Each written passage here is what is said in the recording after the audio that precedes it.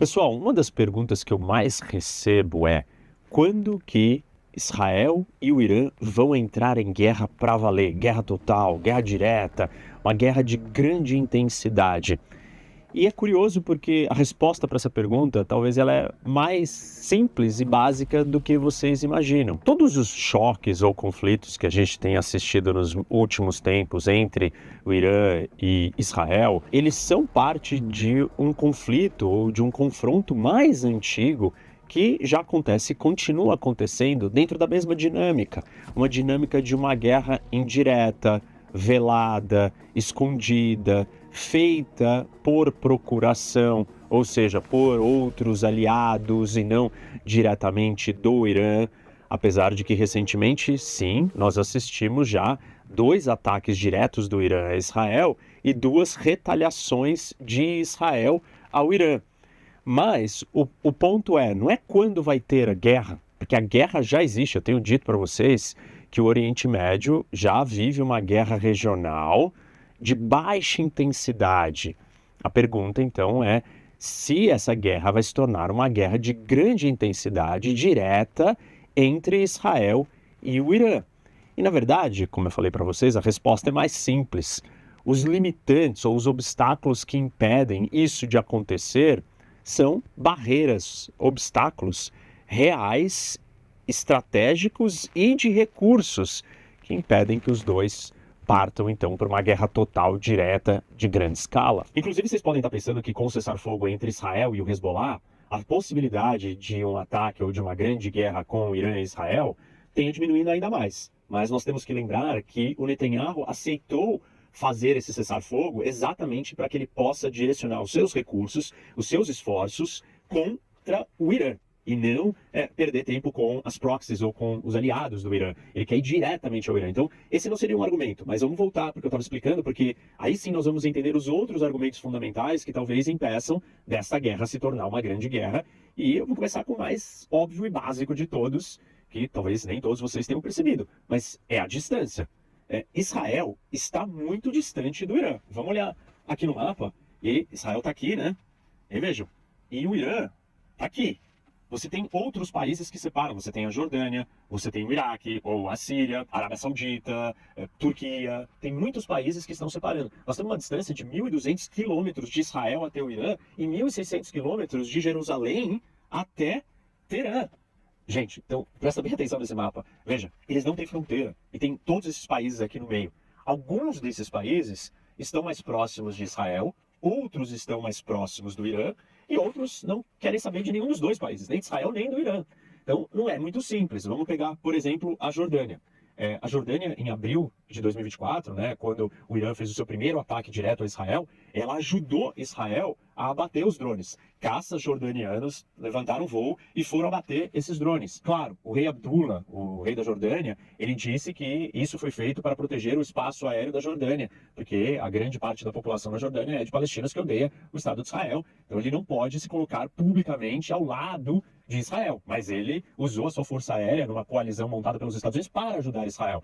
E quando ele decolou os seus caças, ele usou o argumento de que esses drones iranianos estavam violando o espaço aéreo, ou seja, isso seria recíproco. Caso Israel também lançasse um ataque que passasse pelo espaço aéreo jordaniano, ele estava dando a entender que ele usaria a sua força aérea para abater ou impedir que o espaço aéreo da Jordânia fosse usado. E na verdade, Israel até, talvez como uma forma de retribuir o que o rei jordaniano fez, não invadiu o espaço aéreo, não usou o espaço aéreo da Jordânia quando fez a retaliação ao Irã. Foi pela Síria. Mas a gente sabe que a Jordânia tem um acordo de paz com Israel, faz parte da coalizão que os Estados Unidos montaram, então dá para a gente usar a Jordânia, mesmo com todas essas precauções e cautelas públicas, a gente poderia colocar a Jordânia como um aliado de Israel.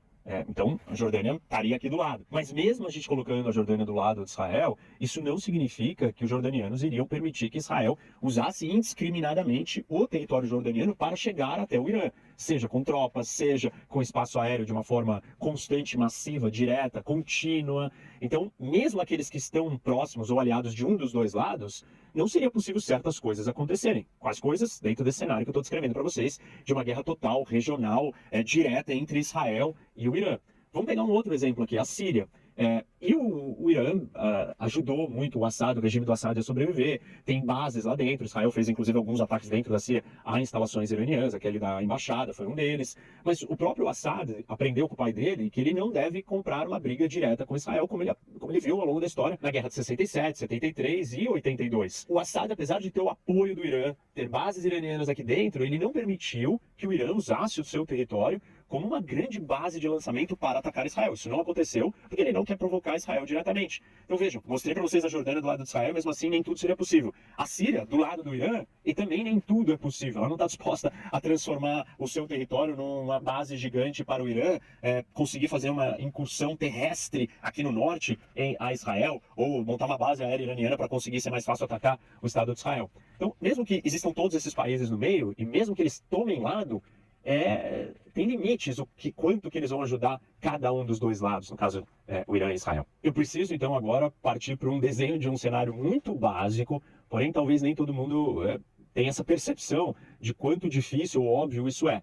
Vamos imaginar, né? Estou falando de ataques aéreos. E uma guerra total, em grande escala, não pode ser sustentada só com ataques aéreos. Convenhamos, gente. Você faz um ataque aéreo, 2, 3, 10, e quando? Você vai ficar eternamente fazendo ataques aéreos nessas distâncias, 1.200 km, 1.600 km? Isso não acontece. Aliás, se a gente pensar bem na história das guerras, isso só é possível hoje em dia com as tecnologias de mísseis balísticos, mísseis intercontinentais, mísseis de longuíssimo alcance, forças aéreas com abastecimento no ar para conseguir percorrer distâncias tão grandes. Mas mesmo assim, isso é feito para ataques pontuais e não para uma guerra aberta em grande escala. A não ser que você tenha um outro nível de capacidades, que eu vou explicar para você manter a constância de uma guerra nessa intensidade. Você vai ter que ter outro tipo de equipamento, porta-aviões, uma marinha gigante, um monte de outras coisas que eu já vou falar. Mas vamos focar aqui na parte terrestre. Imagina que Israel quer lançar um ataque terrestre ao Irã. Primeiro nós temos que compreender o tamanho de Israel e o tamanho do Irã. Nós estamos falando de um país 80 vezes maior que o outro. Ou seja, se Israel tem dificuldade de resolver e controlar o seu território internamente tão pequeno, com áreas como Gaza, Cisjordânia, imagine você enviar um exército israelense, um país desse tamanho, com uma população tão pequena, em um território 80 vezes menor do que o do Irã. Você vai enviar soldados, e esses soldados vão ter que chegar aqui e conquistar este país inteiro. Absolutamente impossível. A quantidade de tropas necessárias para você dominar uma população de mais de 80 milhões de pessoas é um número que Israel sequer tem. Não tem como, em números, dado a desproporção de tamanho dos dois, existir uma conquista por tropas terrestres. E aí, então, a segunda parte do problema é como que você vai enviar essas tropas?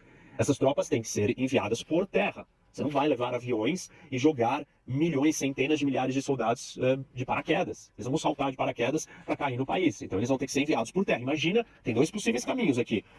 Ou você vai passar pela Jordânia e pelo Iraque, ou pela Síria e pelo Iraque. E aí você vai ter que percorrer esses dois países, milhares de soldados, centenas de milhares de soldados, ter que percorrer, invadir um outro país, atravessar o país inteiro, aí depois que eles chegarem, continuar atravessando, e para você percorrer tudo isso, você precisa de combustível, de alimento, de descanso, de água. Quem que vai fornecer tudo isso? Ao longo das guerras, a gente já sabe que linhas de suprimento, falei um monte disso na guerra da Ucrânia, tem um monte de exemplos históricos, eu próprio, geopolítica de Israel, geopolítica da Rússia, que tem aqui no canal, eu falo do conceito de profundidade territorial, onde linhas super estendidas de suprimento, elas se tornam linhas vulneráveis. E imagina Israel entrando na Jordânia, entrando na Síria, atravessando o Iraque inteiro, para então, depois de atravessar dois outros países, invadir dois outros países, chegar no Irã para começar uma batalha. Como que ela vai ser reabastecida? Como que vai trazer munição? Como que isso vai acontecer logisticamente? Não existe isso. Aliás, na história das guerras do mundo, não existiu um confronto dessa distância sem você já estar controlando o vizinho. Impérios vão se expandindo.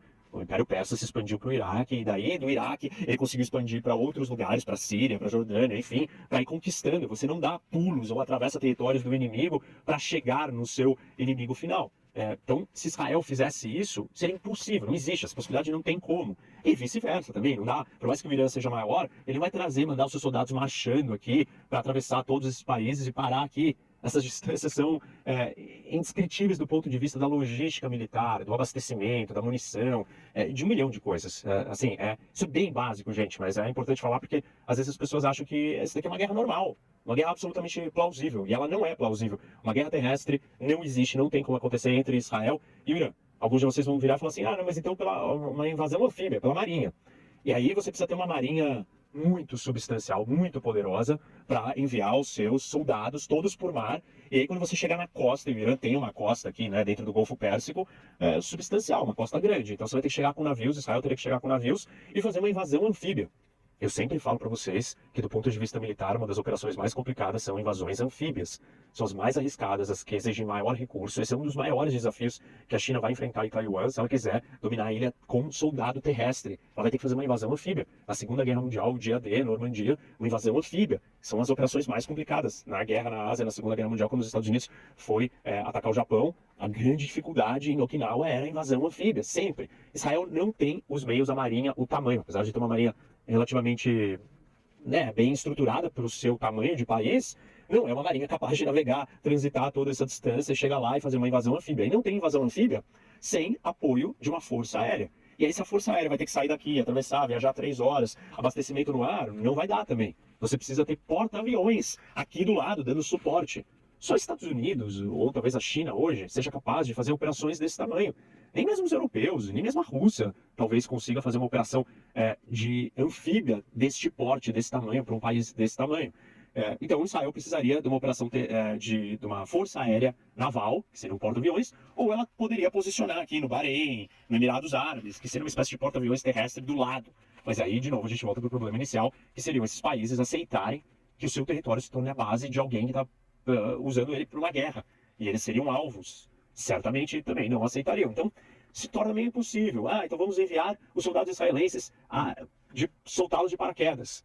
Também não vai dar, porque você não vai soltar dezenas de milhares de soldados. Você pode soltar alguns soldados saltam de paraquedas para cair de uma força de elite, para fazer uma operação especial, destruir alguma instalação, seja um porto, seja uma usina elétrica, geradora de energia. Mas aí eles caíram aqui e fazem o quê? Vão ser mortos, porque para onde eles vão? Quem vai resgatá-los? Cadê o exército massivo israelense para salvá-los? Não, a distância, a geografia é o impedimento número 1. Isso não é qualquer coisa. Aliás, a gente só está assistindo algum tipo de confronto entre esses dois, porque a tecnologia tem permitido a gente superar parcialmente a força da geografia nesse confronto. Senão nem isso a gente assistiria, dada a força da geografia, no caso aqui, a distância, pura e simplesmente. Bom, tá claro então que se existem limites tão grandiosos do ponto de vista terrestre, de um ataque terrestre, de uma operação terrestre, de uma guerra terrestre e marítima, resta o quê? Aquilo que a gente tem assistido até então, que são confrontos aéreos, seja por uma força aérea ou por mísseis.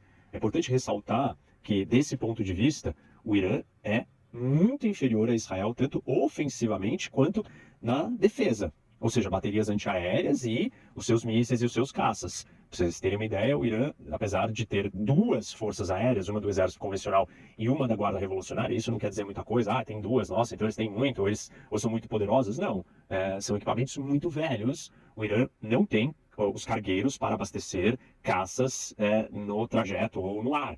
E alguns dos seus aviões, apenas os franceses, podem ser reabastecidos no ar. Mas se eles não têm o cargueiro, isso não adianta nada. Teriam que adquirir os cargueiros primeiro.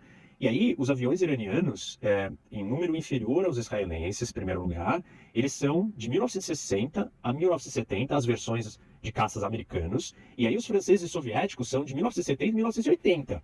Para efeito de comparação, os caças israelenses são os caças de última geração americanos dos últimos 5 anos, que são os aviões de guerra mais modernos que existem no mundo, sem falar na capacidade da defesa aérea israelense. Se o Irã, então, não tem uma força aérea capaz de atacar Israel com seus aviões, a gente nem sabe se os aviões iranianos conseguiriam percorrer essa distância toda para fazer um ataque. Mesmo que conseguissem, teriam que enfrentar as baterias ou a defesa aérea israelense, que é muito superior à iraniana, e a gente sabe disso porque os iranianos usaram, ao longo desse ano, em dois grandes ataques, em abril e em outubro, usaram mais de 500 drones e mísseis.